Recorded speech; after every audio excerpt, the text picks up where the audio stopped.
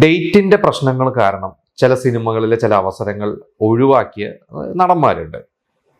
എന്നാൽ നായകനായിട്ട് ഒരു അവസരം ലഭിച്ചിട്ട് ഈ പറയുന്ന ഡേറ്റിന്റെ പ്രശ്നം മൂലം ആ സിനിമ ചെയ്യാൻ സാധിക്കാതെ പിന്നീട് അതേ സിനിമയിൽ തന്നെ ഒരു അതിഥി വേഷത്തിൽ വന്ന് കയ്യടി വാങ്ങിയ ഒരു സൂപ്പർ സ്റ്റാർ ഉണ്ട് മലയാള സിനിമയിൽ. ആ ഒരു സിനിമയെക്കുറിച്ചും ആ ഒരു സൂപ്പർ സ്റ്റാറിനെ കുറിച്ചും ആണ് ഞാനിപ്പോൾ നിങ്ങളോട് ഷെയർ ചെയ്യാൻ പോകുന്നത്. 86 മിഴിനീർ പൂക്കൾ എന്ന് പറഞ്ഞ സിനിമയിലൂടെ സംവിധായകനായി ചുവടുവെച്ച വ്യക്തിയാണ് ശ്രീ കമൽ. നമുക്കറിയാം, ലാലേട്ടനെ വെച്ചാണ് തുടക്കകാലത്ത് ഒരുപാട് സിനിമകൾ ചെയ്തത്. മിഴിനീർ പൂക്കളായിക്കോട്ടെ, ഉണ്ണികളെ കഥ പറയാം, ഓർക്കപ്പുറത്ത്, എല്ലാം സൂപ്പർ ഹിറ്റുകളായിരുന്നു. അങ്ങനെ ഒരു 89 ആയപ്പോൾ കമല് പ്ലാൻ ചെയ്ത ഒരു സിനിമയാണ് പെരുവണ്ണാപുരത്തെ വിശേഷങ്ങൾ.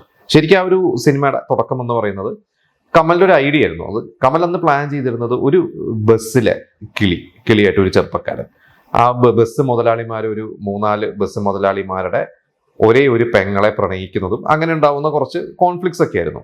അപ്പൊ അന്ന് സ്വാഭാവികമായിട്ടും അങ്ങനത്തെ ഒരു നാട്ടുമ്പുറം അല്ലെങ്കിൽ ഒരു ലവബിൾ ക്യാരക്ടറൊക്കെ ആയിട്ട് വരുന്ന ഒരു ഹീറോ എന്ന് പറഞ്ഞാൽ ആദ്യം വരുന്ന ഓപ്ഷൻ നമ്മുടെ ലാലേട്ടൻ തന്നെയാണ്. അപ്പോൾ ലാലേട്ടൻ്റെ അടുത്താണ് അന്ന് കമൽ പോയിട്ട് ആദ്യം ഈ കഥ പറഞ്ഞത്. അപ്പോൾ ലാലേട്ടൻ അന്ന് ഒരുപാട് സിനിമകൾ ചെയ്യുന്ന ഒരു സമയമായതുകൊണ്ട് പെട്ടെന്നൊരു ഡേറ്റ് ഇല്ല. അപ്പൊ അന്ന് പ്രൊഡ്യൂസർക്ക് പെട്ടെന്ന് തന്നെ തുടങ്ങണം. അപ്പോൾ ആ സമയത്ത് അപ്കമിങ് ആയിട്ട് വന്ന നടനാണ് ജയറാം. അതിന് തൊട്ട് മുമ്പ് തന്നെ കമലിന്റെ തന്നെ ഒരു സിനിമയിൽ ഉണ്ണികൃഷ്ണന്റെ ആദ്യത്തെ ക്രിസ്മസ് എന്ന് പറയുന്ന സിനിമയിലും അഭിനയിച്ചിട്ടുണ്ട്. അപ്പോൾ ഓൾറെഡി ജയറാമിനായിട്ട് ഒരു കോംബോ, ഇവരുടെ ഒരു കോംബോ തുടങ്ങിയ സമയമായിരുന്നു. അപ്പോൾ മോഹൻലാൽ ഇല്ല, എന്നാൽ പിന്നെ ജയറാമിനെ അപ്രോച്ച് ചെയ്യാം. അപ്പോൾ പ്രൊഡ്യൂസർക്കും ഓക്കെ. അപ്പോൾ ജയറാം പുതുമുഖം ആയതുകൊണ്ട് അങ്ങനെ ഡേറ്റിന്റെ വലിയ പ്രശ്നങ്ങളൊന്നുമില്ല. കമലിനെ പോലെ ഒരു എസ്റ്റാബ്ലിഷ് ഡയറക്ടർ ആയതുകൊണ്ട് ജയറാം ഉടനെ ഡേറ്റും കൊടുത്തു. അങ്ങനെ ജയറാമിനെ വെച്ചിട്ട് അങ്ങ് പ്ലാൻ ചെയ്ത് ഒരു കഥയൊക്കെ ഏകദേശം രൂപമായി. അപ്പോൾ ശ്രീനിവാസന്റെ അടുത്ത് ആദ്യം ചെന്നു ഈ കഥ പറയാൻ. അപ്പൊ ശ്രീനിവാസന് ഒരു ബുദ്ധിമുട്ട്. ആ സമയത്ത് ശ്രീനിവാസൻ സത്യനന്ദിക്കാടിന് വേണ്ടി ഒരു സിനിമയുടെ എഴുത്തായിരുന്നു. ശ്രീനിവാസന് എഴുതാൻ സമയമില്ലാത്തതുകൊണ്ട് അപ്പോൾ പിന്നെ അടുത്ത ഓപ്ഷൻ രഞ്ജിത്താണ്. അപ്പൊ ഓർക്കാപ്പുറത്തിന്റെ കഥ രഞ്ജിത്ത് ആയതുകൊണ്ട് രഞ്ജിത്ത് അന്ന് കമലിന്റെ സിനിമകളുടെ കമലിന്റെ കൂടെ കൂടി നിൽക്കുന്ന സമയമാണ്. അപ്പൊ രഞ്ജിത്തിനെ കൊണ്ട് എഴുതിപ്പിക്കാം. രഞ്ജിത്ത് അതൊരു തിരക്കഥ എഴുതിയിട്ടില്ല. ആദ്യമായിട്ട് തിരക്കഥ എഴുതുന്നത് പെരുവണ്ണാപുരമാണ്. അപ്പൊ ശ്രീനിവാസന്റെ അടുത്ത് കഥയൊക്കെ പറഞ്ഞു കഴിഞ്ഞപ്പോൾ ശ്രീനിവാസൻ പറഞ്ഞു, ഈ കഥ നടക്കില്ല, കമൽ ഈ കഥ മാറ്റിവെച്ചോ. എന്താന്ന് പറഞ്ഞാൽ ശ്രീനിവാസൻ എഴുതിക്കൊണ്ടിരിക്കുന്ന കഥ ഉടനെ തുടങ്ങാൻ പോണ സത്യനന്ദിക്കാടിനെ വെച്ച്. അതിൽ മോഹൻലാലാണ് നായകൻ. ആ സിനിമയായിരുന്നു വരവേൽപ്പ്. അപ്പൊ അതൊരു ബസ്സാണ്, ഒരു ബസ് മുതലാളിയാണ് അതിലെ കഥ. അപ്പൊ ഇതൊരു ബസ്സിലെ കിളിയായിട്ടെന്ന് പറയുമ്പോൾ വീണ്ടും ഒരു ബസ് എന്ന് പറയുന്ന ഒരു സംഭവം ആയതുകൊണ്ട് ശ്രീനിവാസൻ പറഞ്ഞു, കമലെ വേറെ കഥ നോക്കിക്കോ എന്ന് പറഞ്ഞു. അപ്പൊ കമൽ ഇച്ചിരി ഡസ് പിടിച്ചിട്ട് കമൽ ഒന്ന് പ്രൊഡ്യൂസറോട് സംസാരിച്ചു. ഇവരുടെ ചർച്ചയൊക്കെ ചെയ്ത് കഴിഞ്ഞപ്പോൾ കമലിന് തോന്നി, ഇവരൊരു ചർച്ചയിൽ പറഞ്ഞു, എന്തിനാണ് കഥ മാറ്റുന്നത്, കഥ തന്നെ ആയിക്കോട്ടെ, ഈ ഒരു പശ്ചാത്തലം മാറ്റിയ പോലെ. അങ്ങനെ ഇവർ ബസ് മുതലാളി അല്ലെങ്കിൽ ബസ് മുതലാളിമാർ, ബസ്സിലെ കിളി, ഈ എലിമെന്റ് മാറ്റി ഒരു കോളേജ് ആക്കി. കംപ്ലീറ്റ് ആയിട്ട് ഈ 5 ആങ്ങളമാരും പെങ്ങളും ഈ കാമുകനും ഒക്കെ ഉണ്ട്. പക്ഷെ അതൊരു കോളേജിന്റെ പശ്ചാത്തലമാക്കി. ജയറാമിനെ കാസ്റ്റ് ചെയ്തു, പാർവതി, അങ്ങനെ ഒരുപാട്, ജഗതി ശ്രീകുമാർ, ഇന്നസെന്റ്, നമുക്കറിയാം. അപ്പൊ അന്ന് ശരിക്കും ഈ ജഗതി ശ്രീകുമാറിന്റെ ഒരു ക്യാരക്ടറിന് ശ്രീനിവാസനെ തന്നെയാണെന്ന് മനസ്സിൽ കരുതിയിരുന്നത്. അങ്ങനെ ശ്രീനിവാസന്റെ അടുത്ത് പോയിട്ട് വീണ്ടും പോയപ്പോൾ ശ്രീനിവാസൻ പറഞ്ഞു, ഞാൻ ഉടനെ ഇപ്പോൾ സത്യനന്ദിക്കാടിന്റെ പടം വരവേൽപ്പിന്റെ വേറെയും ഒരു പടം ഉണ്ട്, അതുകൊണ്ട് തൽക്കാലം ഇപ്പം എൻ്റെ ഡേറ്റ് ബുദ്ധിമുട്ടായിരിക്കും എന്ന് പറഞ്ഞപ്പോഴാണ് ജഗതി ശ്രീകുമാറിനെ കൊണ്ടുവന്നത്. നമുക്ക് ഇന്ന സിനിമ കാണുമ്പോൾ ജഗതി ശ്രീകുമാറിനെ അല്ലാട്ട് വേറെ ആരെയും സങ്കല്പിക്കാൻ പോലും പറ്റില്ല. അതിലൊരു സോപ്പ് പതപ്പിച്ച്, ജയറാമിന്റെ ഒരു സോപ്പ് പതപ്പിച്ച് മുഴുവൻ തീർക്കുന്ന ഒരു സീനുണ്ട്. അത് ശരിക്കും അത് സ്ക്രിപ്റ്റിലുണ്ട് അങ്ങനെ ഒരു സീൻ. പക്ഷെ ജഗതി അത് പൊലിപ്പിച്ച് വേറെ തരത്തിൽ ആ സീൻ എത്തിച്ചു. ആ സീൻ തിയേറ്ററിലൊന്നും ഭയങ്കര ചിരിയായിരുന്നു. അത് ഇന്നും നമ്മളൊക്കെ ആ സിനിമ കണ്ടാൽ എല്ലാവർക്കും ആ സിനിമ ഓർമ്മയുണ്ടാവും.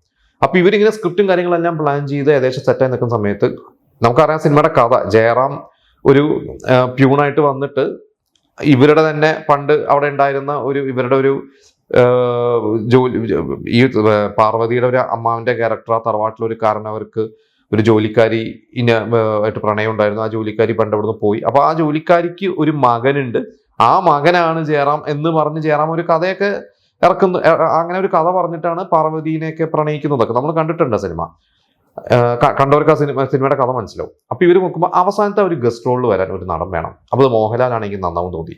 പക്ഷെ മോഹൻലാൽ അന്ന് അങ്ങനെ ഗസ്റ്റ് റോളുകളൊന്നും ചെയ്യുന്നത്. അപ്പൊ മോഹൻലാൽ ഇങ്ങനത്തെ ഒരു വേഷമല്ലേ, അത് ചെയ്യുമോ എന്ന് ഇവർക്കൊരു സംശയം ഉണ്ടായിരുന്നു. അങ്ങനെ ഗാന്ധിമതി ബാലൻ എന്ന് പറയുന്ന പ്രൊഡ്യൂസർ കം ഡിസ്ട്രിബ്യൂട്ടറാണ്, അദ്ദേഹത്തോടാണ് കമൽ സംസാരിച്ച. അദ്ദേഹം ത്രൂ ആണ് തോന്നുന്നു മോഹൻലാലിന്റെ അടുത്ത് പോയി കഥ കേട്ട്. ആദ്യം മോഹൻലാലിന്റെ ഒരു ഗസ്റ്റ് റോൾ അല്ലെങ്കിൽ ചെറിയൊരു വേഷം എന്ന് പറഞ്ഞപ്പോൾ ഒരു മടി ഉണ്ടായിരുന്നു. പക്ഷെ കഥ കേട്ട് മോഹൻലാൽ പറഞ്ഞു, ഇത് ഉഗ്രൻ കഥയാണ്, ഉഗ്രൻ റോളാണ്, ഞാൻ ചെയ്യാം. അങ്ങനെ മോഹൻലാൽ, പക്ഷെ ആ സമയത്ത് മോഹൻലാൽ കിരീടം എന്ന് പറഞ്ഞ സിനിമയും ചെയ്യാണ്. അപ്പൊ രണ്ടും കൂടി ഡേറ്റിന്റെ ഒരു ക്ലാഷും കാര്യങ്ങളൊക്കെ വന്നു കഴിഞ്ഞപ്പോൾ എങ്ങനെ ഇത് ചെയ്യും എന്നുള്ള ഒരു ഡേറ്റിന്റെ ഒരു പ്രോബ്ലം കൊണ്ട് മോഹൻലാലിന് ചെറിയൊരു ഇതുണ്ടായിരുന്നു. പക്ഷെ അതങ്ങനെയൊക്കെ അഡ്ജസ്റ്റ് ചെയ്ത് മോഹൻലാൽ വന്നു. അതായത് ആ ക്ലൈമാക്സിൽ നമുക്കറിയാം 30-40 ആർട്ടിസ്റ്റുകളുണ്ട് ആ സിനിമയിൽ, എല്ലാവരും ഉണ്ട് ആ ക്ലൈമാക്സിൽ. അങ്ങനെ മോഹൻലാൽ അഭിനയിച്ച ശേഷം മോഹൻലാൽ അഭിനയിച്ചു കഴിഞ്ഞതോടുകൂടി ആ ഒരു സിനിമ വേറെ ലെവലെത്തി. അതായത് കമൽ പറഞ്ഞു, അന്ന് ഈ സോഷ്യൽ മീഡിയയും മറ്റു കാര്യങ്ങളൊന്നും ഇല്ലാത്തതുകൊണ്ട് ഇവർ രഹസ്യമാക്കി വെച്ചു മോഹൻലാൽ ആ സിനിമയിൽ അഭിനയിക്കുന്നുണ്ട് എന്നുള്ളത്. അങ്ങനെ തിയേറ്ററിലാണ് ആദ്യത്തെ ഷോയിലാണ് മോഹൻലാൽ ഒരു കാറൊന്ന് വന്നിറങ്ങുന്ന ആ ഒരു സിനിമ. അച്ചു എന്താണ് ആ ക്യാരക്ടറുടെ പേര്, മോഹൻലാലിന്റെ ക്യാരക്ടറുടെ പേര്.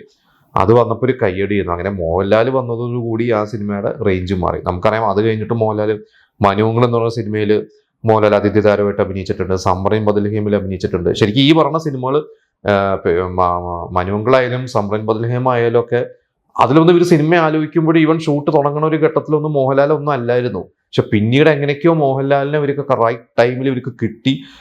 മോഹൻലാൽ വന്നപ്പോൾ ആ സിനിമ വേറെ തരത്തിലോട്ട് കൊണ്ടെത്തിച്ചു. അപ്പൊ അതേപോലെയാണ് പെരുവണ്ണാമരത്തെ വിശേഷം. മോഹൻലാലായിരുന്നു ഇന്ന് നമ്മൾ ആലോചിക്കുമ്പോൾ ആ ഒരു സിനിമ സപ്പോസ് വരവേൽപ്പ് എന്ന് പറഞ്ഞ സിനിമ സംഭവിച്ചില്ല, അല്ലെങ്കിൽ ആ ഒരു സിനിമയല്ല ശ്രീനിവാസൻ ആ സമയത്ത് എഴുതിയിരുന്നതെങ്കിൽ ഒരു പക്ഷെ ഈ പറഞ്ഞൊരു ബസ്സിലെ കിളിയായിട്ട് മോഹൻലാൽ സിനിമയിൽ അഭിനയിക്കുമായിരുന്നു. ആ ബസ് മുതലാളിമാരുടെ പെങ്ങളായിട്ട് മോഹൻലാൽ പ്രണയിക്കുമായിരുന്നു. അപ്പൊ അങ്ങനെ ഒരു കഥ ചിലപ്പോൾ നമ്മൾ കാണുമായിരുന്നു.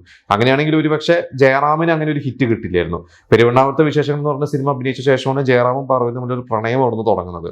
അപ്പോൾ എല്ലാം ഒരു നിമിത്തം എന്ന് പറയുന്ന പോലെയാണ്. നായകനായിട്ട് അഭിനയിക്കുന്ന മോഹൻലാലിന് ഡേറ്റ് ഇല്ലാത്തതുകൊണ്ട് ജയറാം വരുന്നു, ആ സിനിമയിൽ തന്നെ ഗസ്റ്റ് റോളിൽ മോഹൻലാൽ വരുന്നു.